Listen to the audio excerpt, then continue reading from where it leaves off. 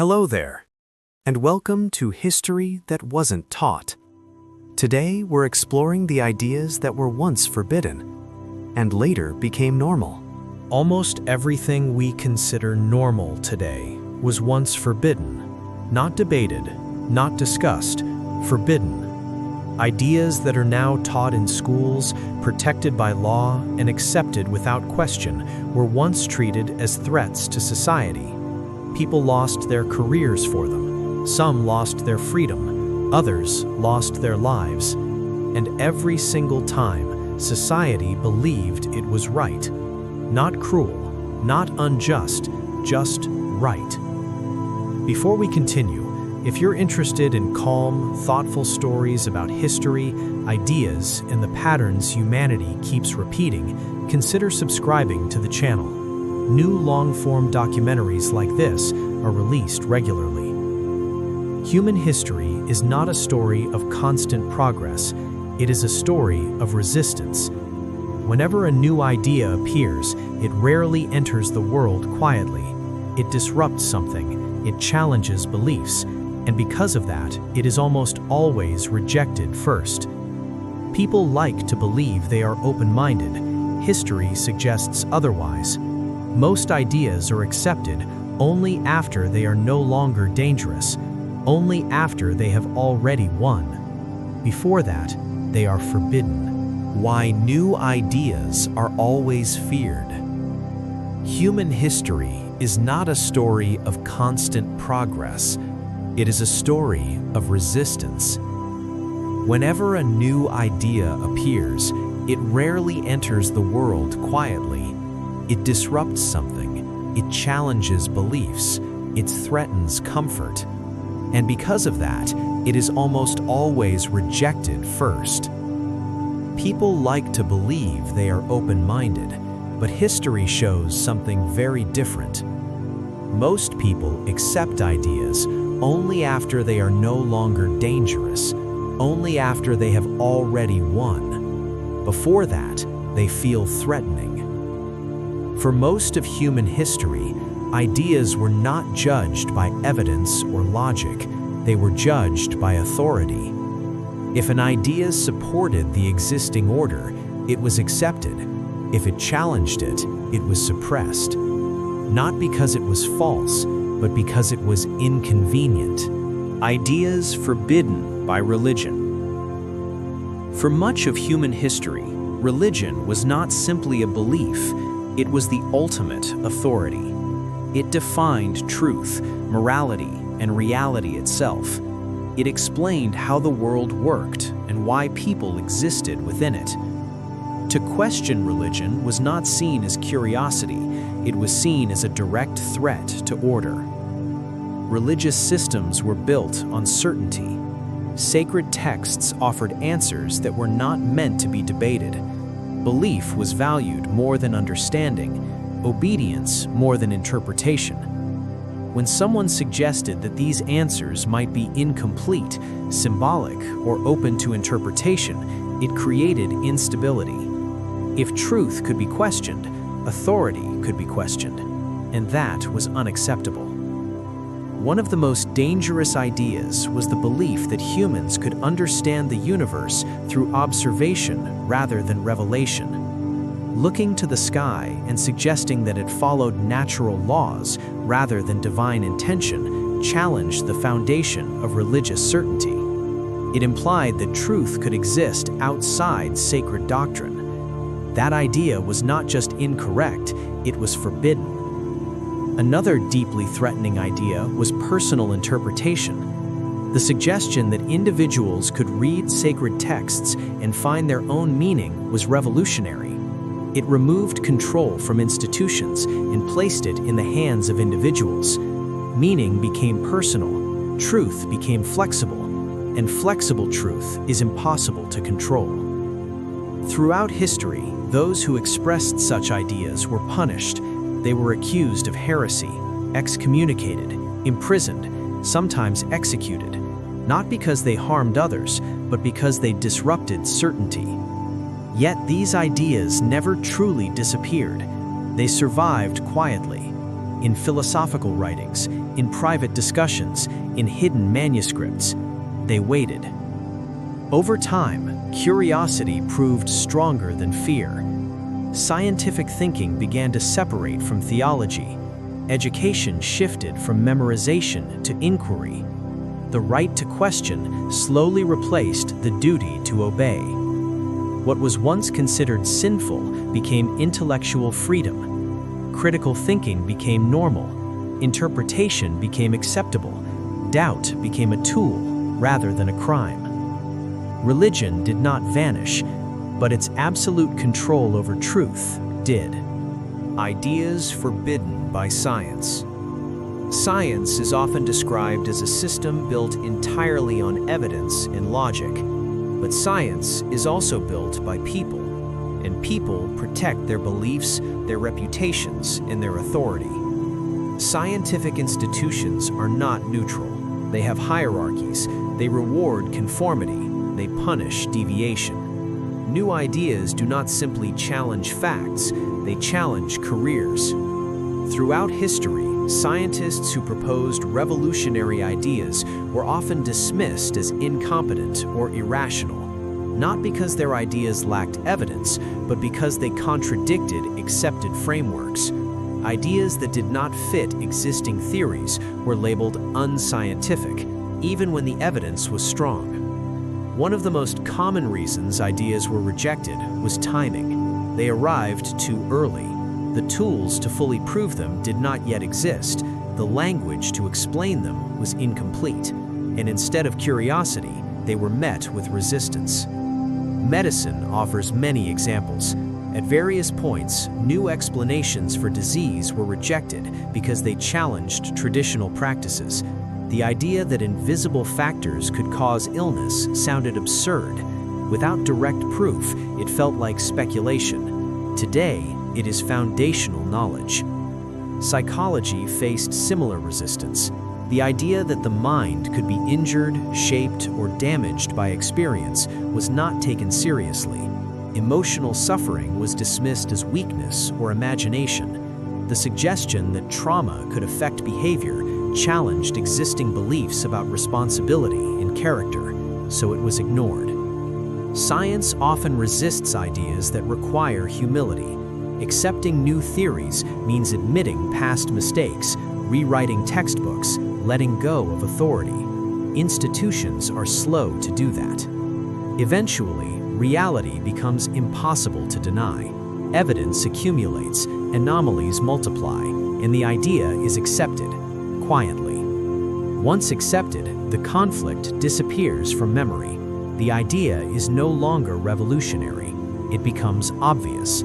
Students are taught it without ever learning how fiercely it was resisted. Science moves forward, pretending it always knew the truth. Ideas forbidden by power. No form of authority fears violence as much as it fears ideas. Violence is visible. It can be punished. It can be controlled. Ideas are invisible. They move quietly from one mind to another. They spread without permission. They survive without leadership. And that makes them dangerous. Throughout history, power has rarely collapsed because of weapons alone. It collapses when people begin to think differently. That is why rulers, governments, and institutions have always tried to control ideas before they control people. Books are banned before protests begin. Speech is censored before rebellion appears.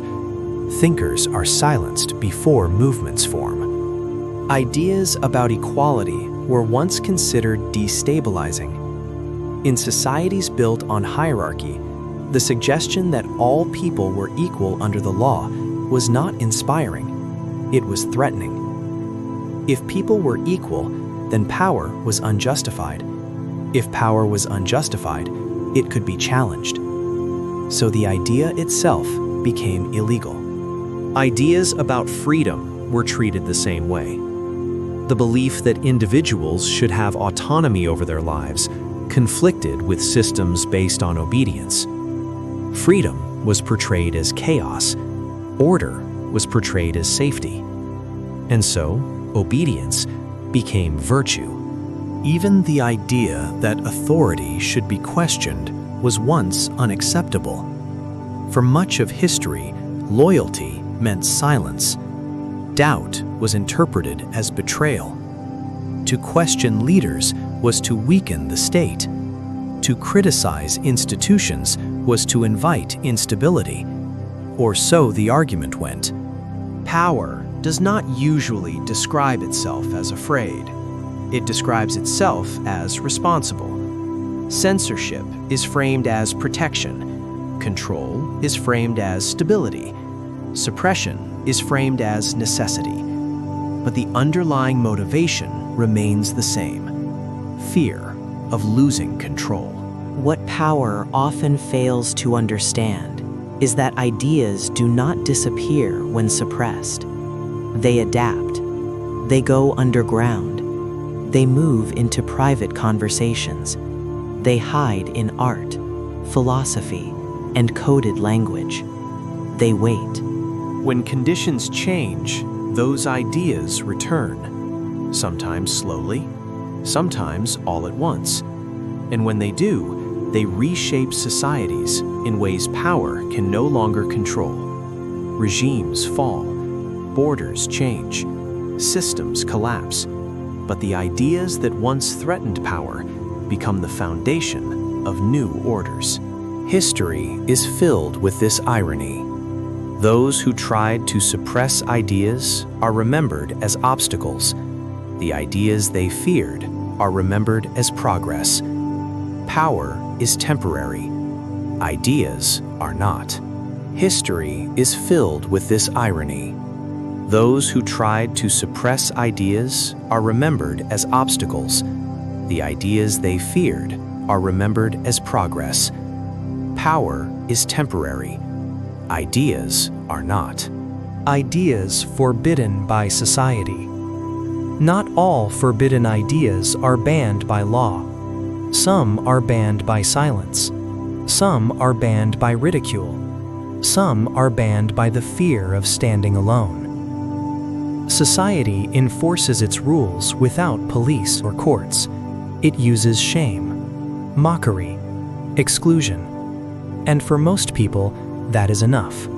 Ideas that challenge social norms often do not sound dangerous. They sound uncomfortable. They question traditions people grew up with. They challenge identities people have built their lives around. And because of that, society reacts defensively. For a long time, ideas about mental health were dismissed as weakness. Emotional pain was not treated as real suffering. People were expected to endure silently.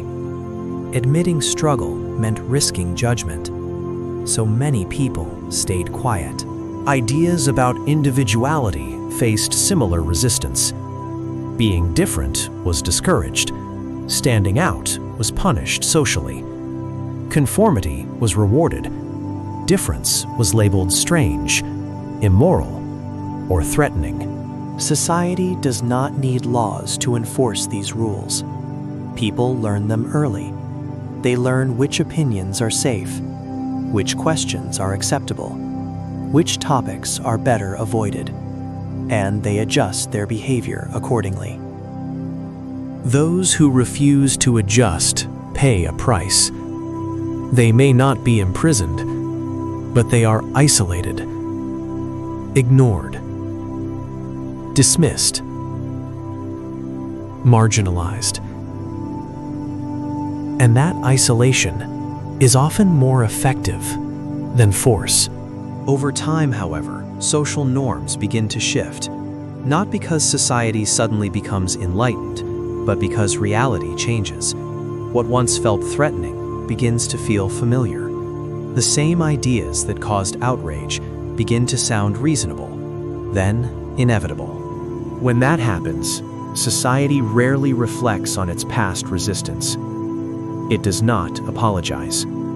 It simply rewrites its story. Ideas that were once mocked become mainstream. Ideas that were once whispered become slogans. and the people who suffered for expressing them are quietly forgotten. This is one of the most powerful aspects of social censorship.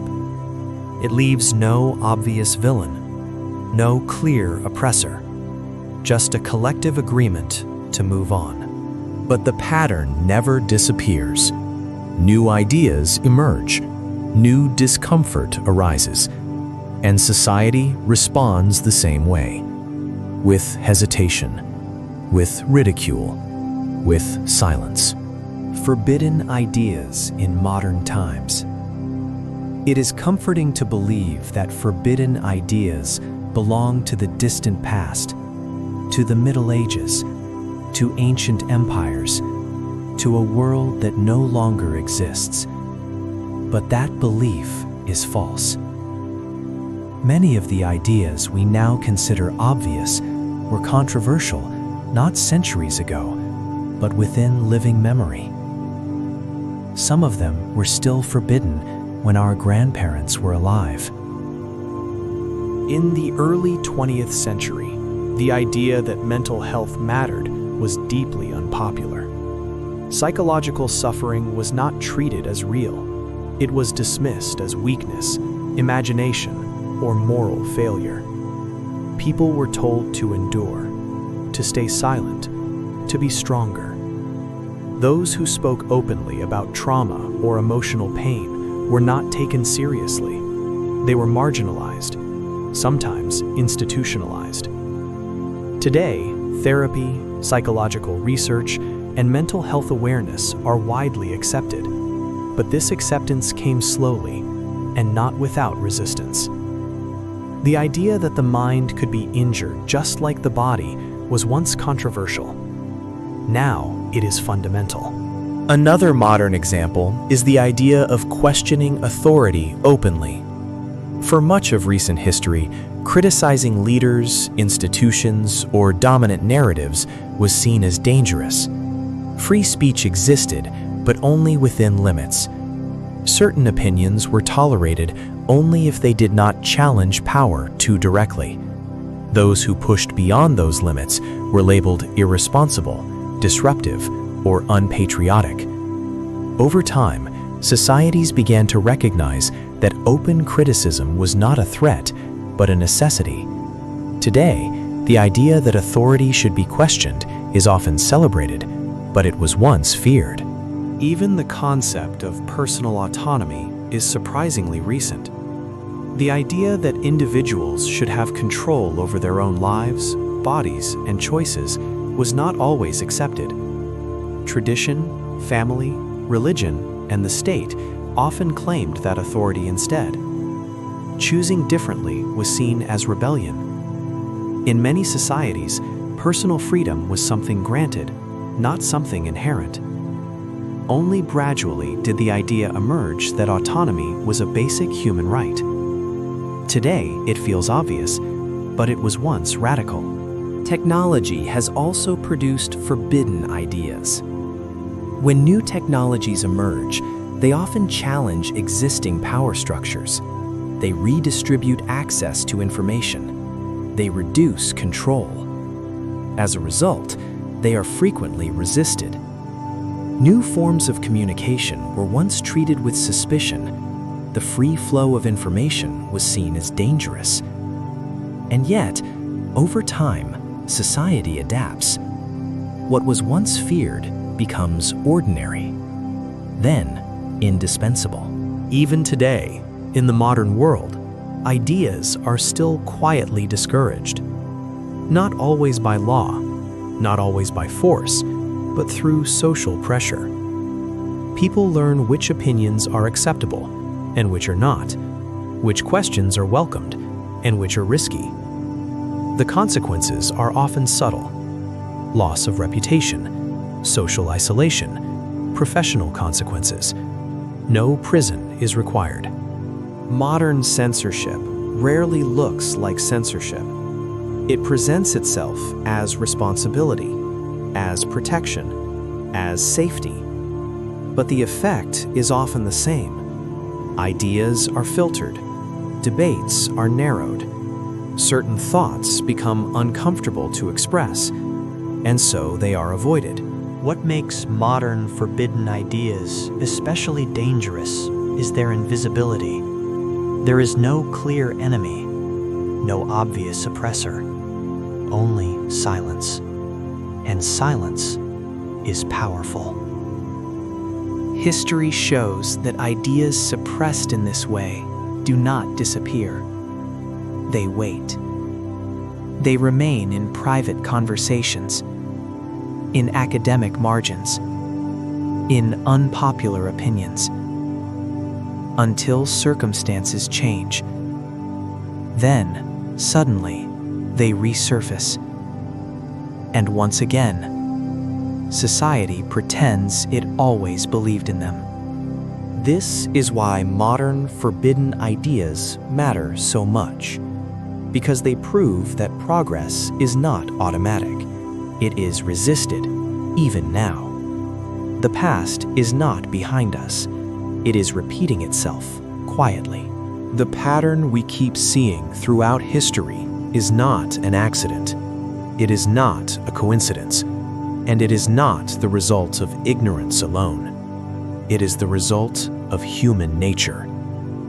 Every generation believes it is more enlightened than the previous one, more rational, more tolerant, more open-minded. And every generation is wrong in exactly the same way. At the center of this cycle is fear. Not fear of violence, not fear of disaster, but fear of uncertainty. New ideas introduce uncertainty into systems that people rely on for stability.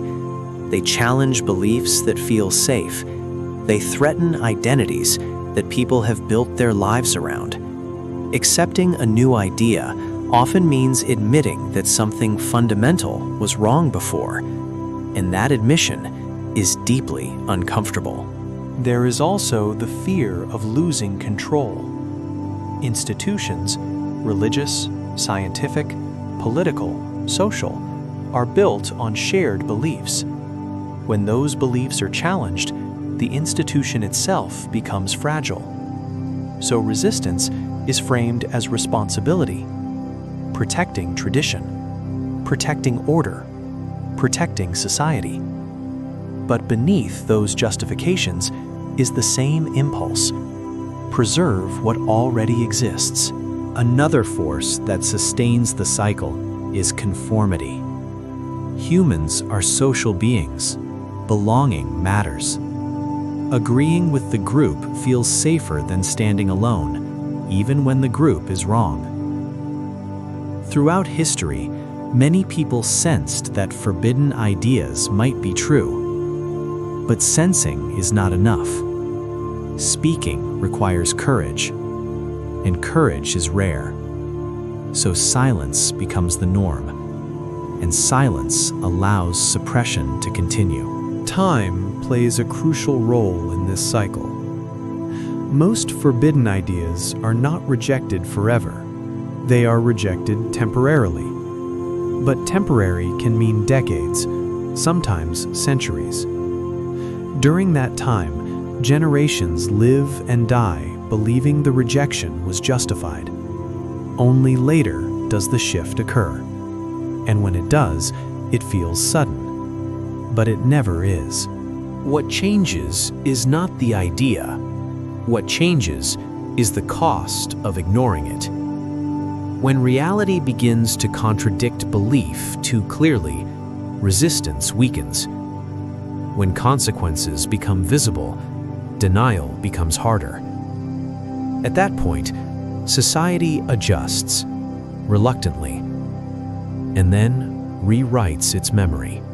Once an idea becomes accepted, something interesting happens. The struggle disappears from the story. The idea is no longer seen as revolutionary. It is seen as obvious. People stop asking why it was forbidden. They stop questioning how much suffering it caused. History becomes clean, simplified, and the cycle prepares to repeat itself. Here is the uncomfortable truth. We are not living at the end of history. We are living inside it. Right now, at this very moment, ideas are being dismissed, mocked, silenced. Not necessarily because they are wrong, but because they are uncomfortable. Some challenge authority, some challenge tradition, some challenge identity, and that is enough to make them dangerous. Future generations will look back at our time with the same confusion we feel toward the past. They will ask how certain ideas were ignored for so long, why obvious truths were treated as threats, why questioning was discouraged. And they will assume the answer is simple, that people did not know better. Every era believes it has learned from history, yet every era repeats it. Not because people are evil, but because fear is powerful, because comfort is tempting, because change is difficult. The real danger is not forbidden ideas. The real danger is the certainty that we have already accepted all the right ones, because that belief has been wrong every single time. So the question is not whether new forbidden ideas exist today. They do. The question is not whether they will one day be accepted. They will. The only question that remains is this: how long will it take, and how much resistance will stand in the way before we finally call them normal?